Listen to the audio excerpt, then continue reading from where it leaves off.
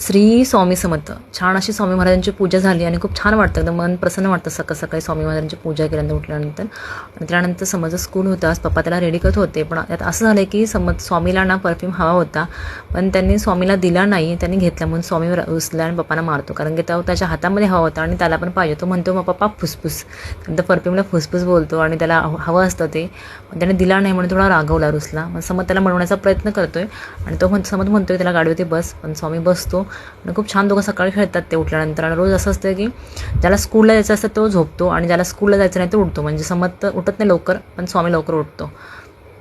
सकाळ सकाळ दोघांची खूप छान अशी भांडणं पण असतात, खूप छान असं प्रेम पण उतरून पडतं सकाळी, कारण पप्पा असतात तेव्हा. पप्पानी समज निघाले जाण्यासाठी ऑफिसला आणि त्या स्वामी पण निघाला बाहेर चप्पल घेऊन. त्याला घेऊन गेले मग त्यांनी डायरेक्ट चप्पलच फेकून दिली, का त्यांना जायचं असतं. रोज पाठी लागला असतो की पप्पांच्या, की पप्पा मला घेऊन चला म्हणून. त्यानंतर ते गेल्यानंतर घरी आल्यानंतर पण मला म्हणतो मम्मा चल चल. मी त्याला काही घेऊन गेले नाही खालती. मग आम्ही मस्तपैकी चहा नाश्ता केला.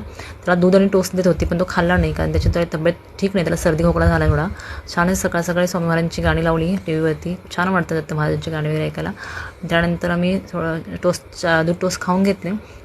स्वामीला मी जसं मांड्यापाय घालून बसले तसं आम्हाला बसायचं होतं, पण त्याला जमत नव्हतं ते. स्वामीला पायाला लागले, तो पडला होता, ते लागले, ते मला दाखवते मम्मा लागले, ते बू झाले म्हणून. स्वामी ना खूप पडतो, म्हणजे रोज 1-2दा तरी पडतो ना. आता जो पडला ना त्याला खूप लागलं होतं त्याच्या पायाला. किचनमध्ये माझा खूप पसारा होता, कारण किचन जर आवरलं नव्हतं तरी पण स्वामी म्हणत होता की मम्मा तू बॉलिंग कर. मला खेळायचं होतं क्रिकेट, आणि क्रिकेट खेळताना एकटं खेळता येत नाही त्याला. मी म्हणते तू खेळ, पण नाही ऐकतो. तो म्हणतो मम्मा टाक टाक चालू असतं आमचं. आणि आमच्या घरातनं सगळे क्रिकेटप्रेमी आहेत.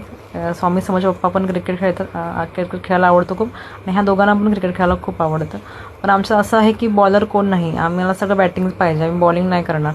या मुलांमध्ये एवढी एनर्जी येते कुठून काय माहिती. दिवसभर खेळतात, अजिबात थकत नाहीत ना, शांत झोपत नाहीत. झोपले तर दुपारी 1 तास झोपतात, बाकी बस नाही, डायरेक्ट संध्याकाळी झोपतात.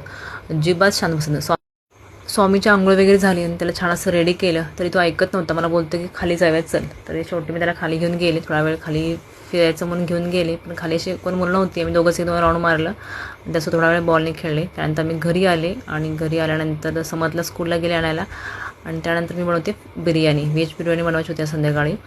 मी फुल सगळी तयार करून ठेवली होती, पण स्वामी मध्ये येत होता म्हणून त्याला टी व्ही लावून दिली. पण तो फारसा वेळ तर काही बसला नाही. तो आला शेवटी किचनमध्ये, कारण त्याला आवडतं जेवण बनवायला आणि मस्त ते किचन कट्टा बसायला आवडतं. चला तर मग आम्ही बनवतो आता व्हेज पुलाव. भेटूया पुढच्या व्लॉगमध्ये. Bye bye.